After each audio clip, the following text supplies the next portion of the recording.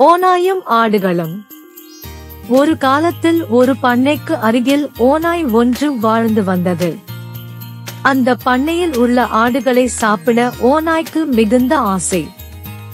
ஓநாய் பண்ணையை கண்காணித்து வந்தது. ஆடுகள் யாரையும் எங்கும் பின்தொடர்ந்து செல்லும். ஆடுகள் ஆடு மேய்ப்பவனை பின்தொடர்ந்தன. ஆடு மேய்ப்பவனின் மகனை பின்தொடர்ந்தன. ஆடுகள் மேய்ப்பவனின் நாயை பின்தொடர்ந்தன. ஆடுகள் தனியாக இருக்கும் போதெல்லாம் மற்ற ஆடுகளை பின்தொடர்ந்தன.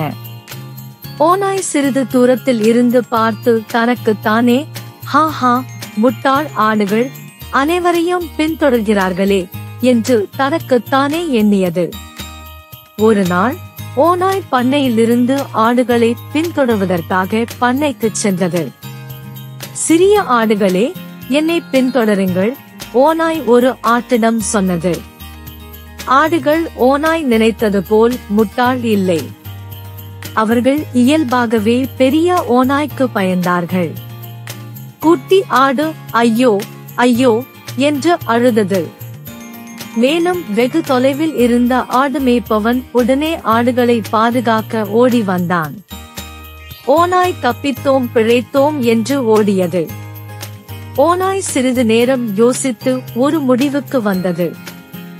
ஆடுகள் ஓநாயை பின்தொடராது, ஆனால் அவைகள் அப்பாவி தோற்றம் கொண்டு ஆடுகளைப் போல் வந்தால் பின்பற்றும் என்று ஓநாய்க்கு புரிந்தது.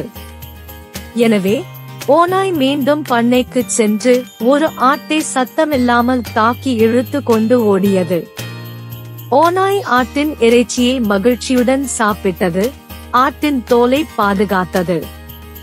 செம்மறியாட்டின் தோலை தன் மேல் போட்டுக்கொண்டு மாறுவேடமிட்டு ஆடுகளைப் போல தோற்றமளித்தது. இப்போது ஓநாய் ஒரு ஆடு போல் இருந்தது. மறுநாள் ஓநாய் ஆடு போல் மாறுவேடமிட்டு பண்ணைக்குச் சென்றது. குட்டி ஆடுகளே, என்னை பின்தொடருங்கள் என்று ஓநாய் சொன்னது. இம்முறை ஆடுகள் ஓநாயே ஆடு என்று எண்ணி பயப்படாமல் அதை பின்தொடர்ந்தன.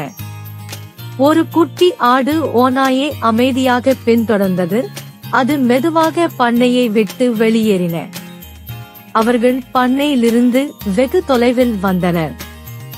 ஹா, முட்டாள் ஆடு, இப்போது நான் உன்னை சாப்பிடுவேன் என்று ஓநாய் சொன்னது.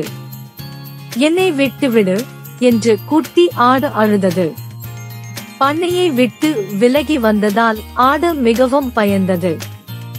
அந்த நாள் ஆடு மேய்ப்பனுக்கு விசேஷமான நாள். கொண்டாட்டத்தில் சாப்பிடுவதற்காக ஒரு ஆட்டை கொல்ல விரும்பினான். முதலில் கிடைத்த ஆட்டை கொல்ல முடிவு செய்தான். அப்போது ஆடுகளின் வேடத்தில் ஓநாய் இருப்பதை பார்த்த அவன் அதை பெரிய ருசியான ஆடு என்று நினைத்து மறுபடி யோசிக்காமல் கோடரியை வைத்து தாக்கிக் கொன்றான்.